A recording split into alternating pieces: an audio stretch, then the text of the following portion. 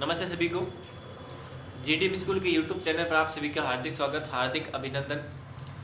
तो क्लास 6 में साइंस का जो 5वां चैप्टर था वो हमने कंप्लीट कर लिया था।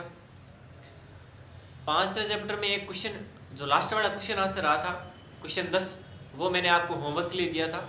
ये क्वेश्चन 10 करेंगे, उसके बाद में हम अगला चैप्टर स्टार्ट करेंगे, चैप्टर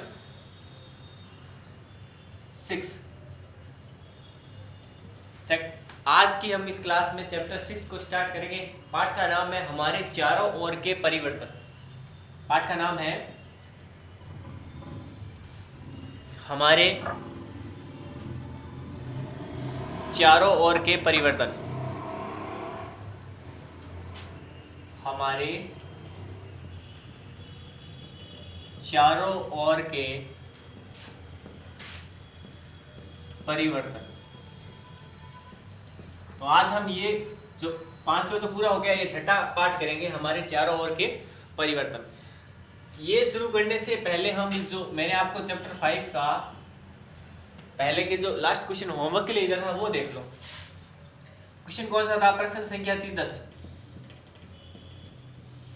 ये चैप्टर था 5 और इसका क्वेश्चन था 10वां। क्वेश्चन क्या था? जल में चीनी तथा नींबू का रस मिलाकर शिकंजी बनाई जाती है। जल में चीनी तथा नींबू का रस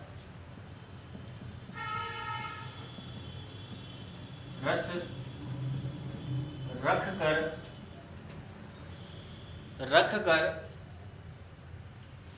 या मिलाकर, इसे मिलाकर कर लेते हैं, अच्छा रहेगा। नींबू का रस मिलाकर जल में चीनी तथा नींबू का रस मिलाकर क्या बनाई जाती है? शिकंजी बनाई जाती है। शिकंजी बनाई जाती है। ये क्वेश्चन है जो मैंने आपको होमवर्क दिया था, वो मैं करवा रहा हूं। ठीक है, समझ में आया ना? ये जो 5वां पार्ट था वो हमने पूरा कंप्लीट कर लिया था। इसका एक क्वेश्चन रह गया था लास्ट का 10, वो मैंने आपको होमवर्क के लिए दिया था, उसका आंसर बता रहा हूं मैं आपको। ठीक है, आप बर्फ डालकर इसे ठंडा करना चाहते हैं। आप बर्फ डालकर इसे ठंडा करना चाहते हैं। आप इसमें बर्फ डालकर इसको क्या करना चाहते हो? ठंडा करना चाहते हो। इसके लिए शिकंजी में बर्फ चीनी घोलने से पहले, इसके लिए शिकंजी में बर्फ चीनी घोलने से पहले डालेंगे या बाद में डालेंगे? इसके लिए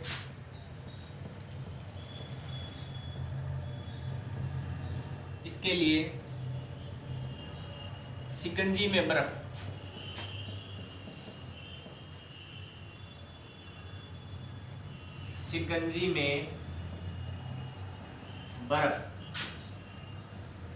चीनी घोलने से पहले डालेंगे या बाद में? पहले डालेंगे या बाद में? इस प्रकरण में अधिक चीनी घोलना संभव होगा। किस प्रकरण में?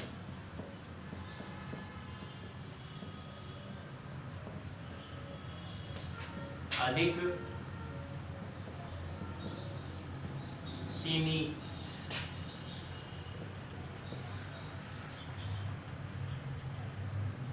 घोलना संभव होगा।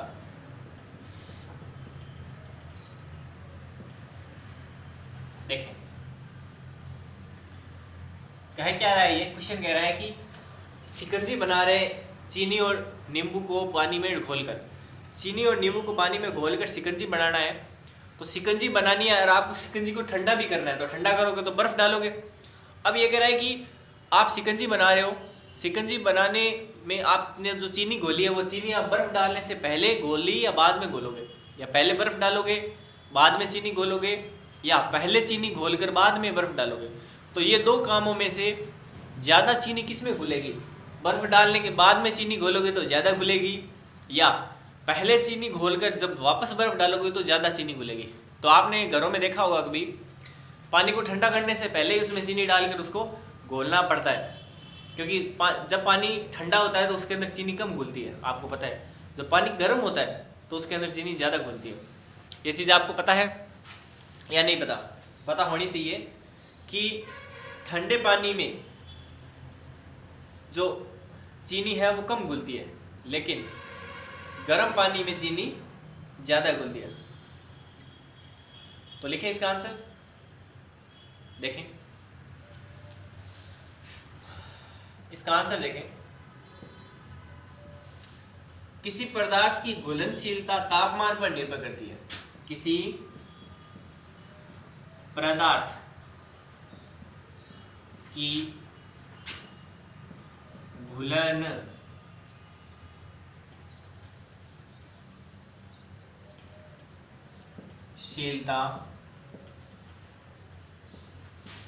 पदार्थ के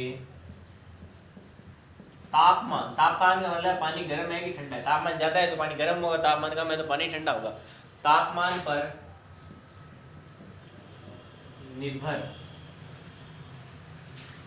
करती है। तापमान पर निर्भर करती है। जैसे जैसे तापमान कम होता है वैसे वैसे घुलनशीलता भी कम होती है। जैसे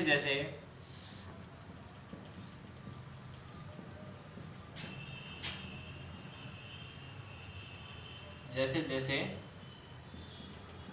तापमान कम होता है वैसे वैसे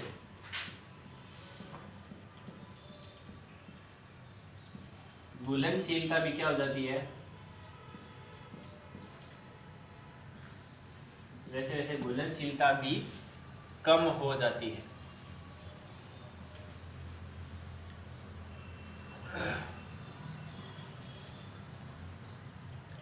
आता है पानी में बर्फ डालने के बाद पानी में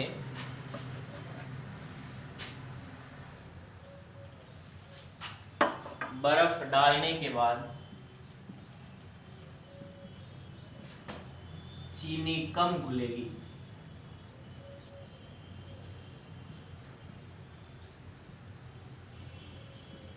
चीनी कम घुलेगी, ठीक है। इसका मतलब है कि आप बर्फ डालने के बाद अगर पानी में चीनी को घोलोगे तो कम घुलेगी, क्योंकि ठंडा हो जाएगा, तापमान कम हो जाएगा तो घुलेगी कम। लेकिन जब आप पहले पानी में चीनी घोलोगे तो पानी में चीनी ज़्यादा घुलेगी, ठीक है। तो ये क्वेश्चन था आपके लास्ट, मैंने आपको बताया था करके लाना है। बस आपको ये चीज़ ध्यान रखनी है कि जैसे जैसे तापमान ज़्यादा होता है कोई चीज़ घुलती भी ज़्यादा है। गर्म पानी में कुछ चीज़ घुलेगी ज़्यादा और ठंडे में घुलेगी कम। ये चीज़ आपको पता होगी, बस ये आपको क्वेश्चन में यही पूछ रहा था, ठीक है। अब शुरू करते हैं आज का जो चैप्टर 6 है, वो एकदम आसान चैप्टर है, कुछ ज़्यादा है नहीं, और इसके अंदर 2 पार्ट थे, एक पार्ट आपका हट गया, ठीक है। तो इस पार्ट में पढ़ना क्या क्या वो देखें। चैप्टर 6 पदार्थों का हमारे चारों ओर के परिवर्तन।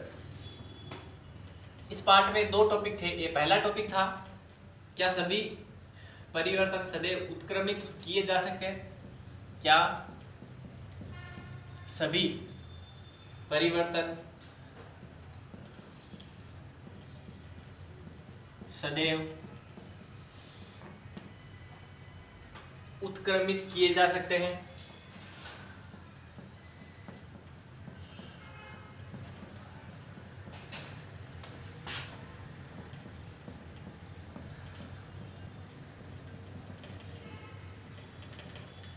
और दूसरा है,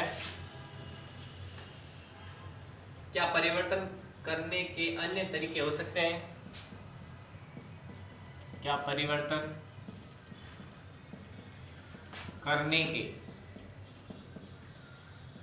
अन्य तरीके हो सकते हैं,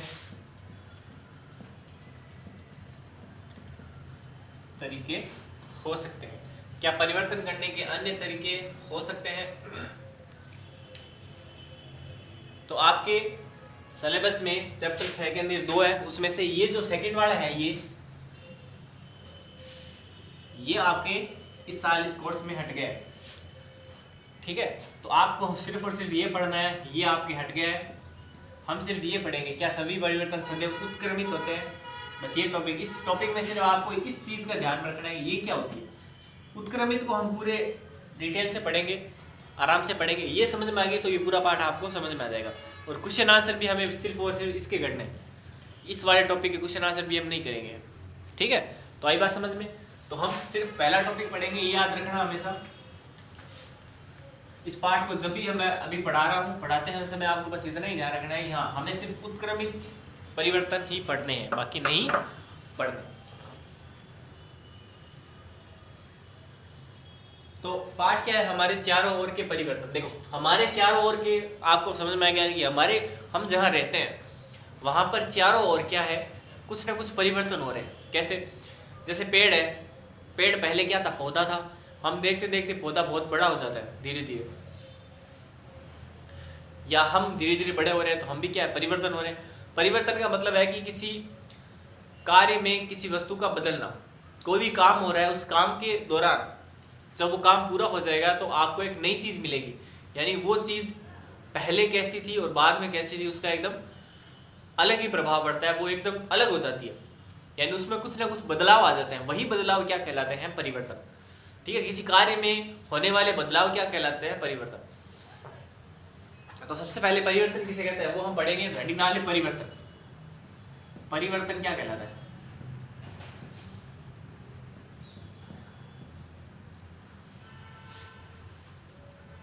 लिखना है, किसी भी वस्तु, व्यक्ति अथवा कार्य में होने वाले बदलाव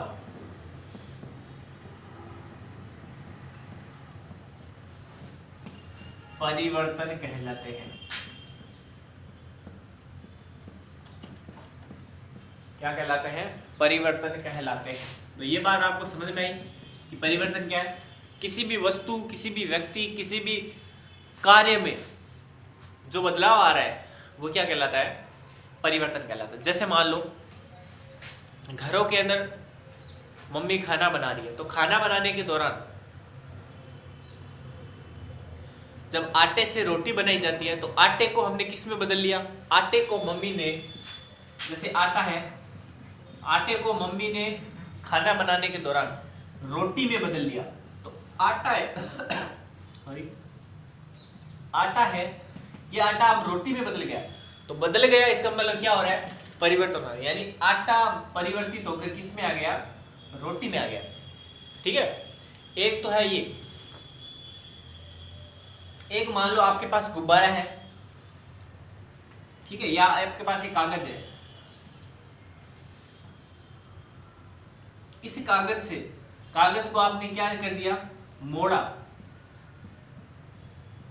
तो कागज क्या हो जाएगा? छोटा हो जाएगा। भाई कागज बड़ा था, मान लो ये कागज इतना बड़ा था, आपने इसको ऐसे बीच में से क्या कर लिया? मोड़ दिया। मोड़ दिया तो ये छोटा हो गया, छोटा हो गया। तो ये कागज भी क्या कर रहा है? अपना आकार बदल रहा है। बदल रहा है ना? बदलना क्या कहलाता है? बदलाव क्या कहलाता है? परिवर्तन कहलाता है। बदलाव हो रहा है ना, ये परिवर्तन है। अब इसमें एक चीज तो समान है कि हाँ सर ये आटे से रोटी बन गया, यानी बदल रहा है। ये कागज से, कागज को मोड़ दिया तो बदल रहा है। अब इसमें क्या होता है? एक मैंने आपको एक नाम लिखाया था, क्या था वो? उत्क्रमित। क्या था? यहां लिख देता हूं मैं, उत्क्रमित। उत्क्रमित का मतलब बता, उल्टा। इसका मतलब क्या होता है? उल्टा। आपको देखो लिखना इतना ही है, एक बार एक बार आपको लिखना इतना ही है, ये परिभाषा लिखने से, ये मैं समझाने के लिए बता रहा हूँ, लिखाऊंगा इसको भी, लेकिन एक बार समझ लो इसको। यहाँ देखो बदलाव हो रहा है, लेकिन यहाँ उत्क्रमित का मतलब होता है उल्टा। उल्टा का मतलब है कि आपने आटे से रोटी बनाई, अब वापस रोटी से आप आटा बना सकते हो क्या? नहीं बना सकते। तो आप कहोगे कि सर ये परिवर्तन कैसा है? उत्क्रमित नहीं है, यानी उल्टा नहीं हो सकता, ये काम उत्क्रमित नहीं है। लेकिन आपने ये कागज है, कागज को मोड़कर अब आप वापस इसको सीधा करोगे, तो वापस ऐसा बदल गया ना, तो ये काम हो रहा है ना, तो ये काम हो रहा है, ये वापस उल्टा बदल रहा है। इसका मतलब ये क्या है? ये जो काम है, ये जो क्रिया है, ये जो परिवर्तन है, ये परिवर्तन कैसे है? ये परिवर्तन उत्क्रमित परिवर्तन है। तो आप कहोगे आटे से रोटी बनना एक उत्क्रमित परिवर्तन नहीं है, लेकिन कागज को मोड़ना एक क्या है? उत्क्रमित परिवर्तन है। बस इस पार्ट में आपको इतनी ही चीजें ध्यान में रखनी है। आपको परिवर्तन आपसे कोई नहीं पूछेगा, मैंने तो बस आपको बताने के लिए, आपको समझ में आए आगे वाले टॉपिक की परिवर्तन क्या होता है, इसलिए आपको ये परिभाषा लिखाई है और आपको लिखनी भी है ये परिभाषा।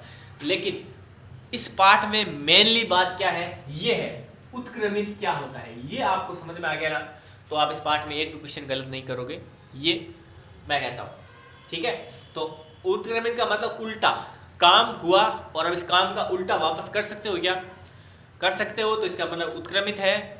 नहीं कर सकते, इसका मतलब उत्क्रमित नहीं है। बस इस पार्ट में आपको इतना ही पढ़ना है। आई बात समझ में? आई बात समझ में? अब देखिए, अब आपको लिखना है उत्क्रमित परिवर्तन।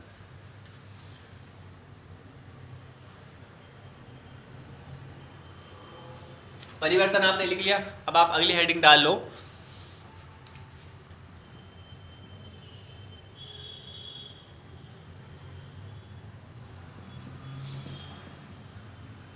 उत्क्रमित परिवर्तन।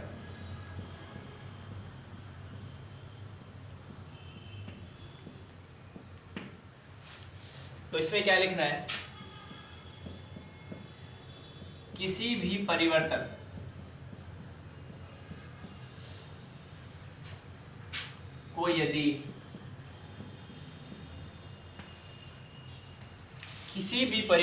को यदि क्या कर सकते हैं? उल्टा, विपरीत करके, विपरीत मतलब उल्टा, पुनः प्रारंभिक स्थिति में आना क्या कहलाता है? उत्क्रमित परिवर्तन। उत्क्रमित परिवर्तन कहलाता है।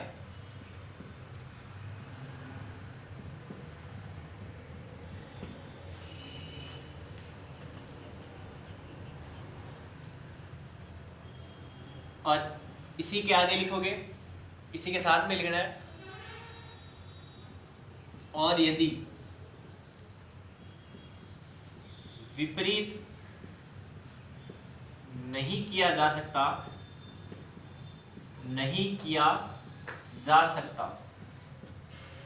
है तो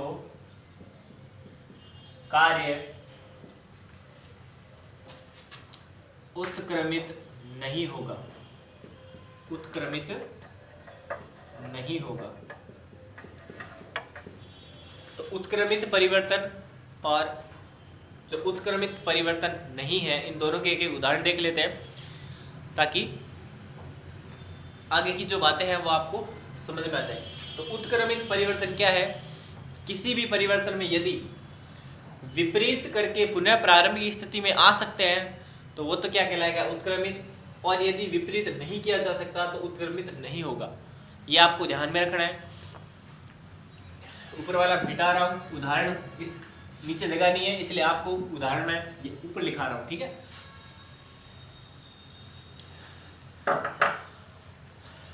तो उदाहरण,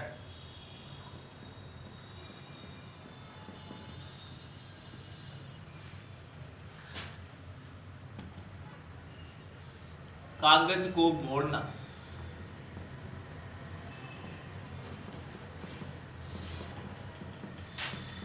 उदाहरण पहला ये एक उत्क्रमित परिवर्तन है। क्या है? एक उत्क्रमित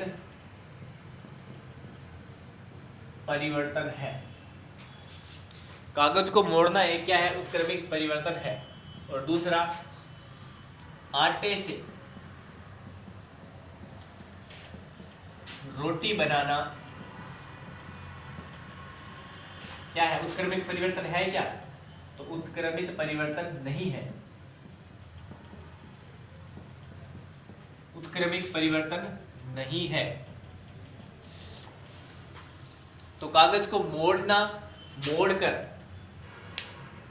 एक क्या है? उत्क्रमित परिवर्तन है। लेकिन आटे से रोटी बनाना उत्क्रमित परिवर्तन नहीं है। जैसे मैं आपको कहूं, आपके पास एक गुब्बारा है और उस गुब्बारे को जब आप हवा देकर फुला रहे हो तो क्या ये उत्क्रमित परिवर्तन है क्या? नहीं है। क्यों? उत्क्रमित परिवर्तन है कि नहीं है? जब आप एक गुब्बारे को फुला रहे हो, हवा दे रहे हो, हवा देने से गुब्बारा फूल जाता है। जैसे ये गुब्बारा है, अब गुब्बारे को आपने हवा दी और गुब्बारा कैसा हो गया? फूल गया। तो ये क्या है? गुब्बारे का फूलना एक परिवर्तन है। परिवर्तन हो रहा है ना। पहले गुब्बारा छोटा था, फूल कर बड़ा हो गया, तो आकार में बदलाव आ गया ना, तो परिवर्तन है। अब वापस आप इसको गुब्बारा पहले था वैसा बना सकते हो क्या? हाँ, बना सकते हैं। हवा निकाल दो तो वापस ये खुला हुआ, वापस उसके अंदर हवा निकालोगे तो वापस पहले जैसा ही हो जाएगा। तो ये उत्क्रमिक परिवर्तन है। ठीक है, तो एक और लिख लो,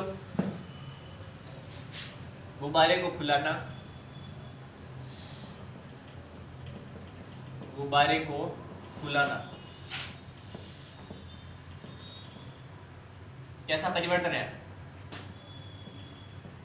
उत्क्रमित परिवर्तन है। तो गुब्बारे को फुलाना क्या है? उत्क्रमित परिवर्तन है। आई बात समझ में? तो ये पाठ बस इतना ही था। उत्क्रमित और उत्क्रमित नहीं है, इस दोनों में आपको फर्क बताना था बस इस पाठ में। और उदाहरण भी ये कुछ 3-4 इस पाठ में दिए हैं, वो मैंने आपको करवा दिए। तो आज हम इस क्लास में इस पाठ को तो पूरा समझ लिया हमने। अगली क्लास में हम इसके क्वेश्चन आंसर करेंगे और पाठ को कर लेंगे कंप्लीट। तो आज अभी तक जितना कराया, एक तो वो 10वां क्वेश्चन कराया था मैंने, पिछले पाठ का होमवर्क दिया था, वो क्वेश्चन मैंने आपको बता दिया। और अभी मैंने आपको ये उत्क्रमित परिवर्तन वाला जो आपका पाठ है वो मैंने आपको समझा दिया। अगली क्लास में हम क्या करेंगे? अगली क्लास में हम इसके क्वेश्चन आंसर करेंगे। तो तब तक के लिए सभी को धन्यवाद।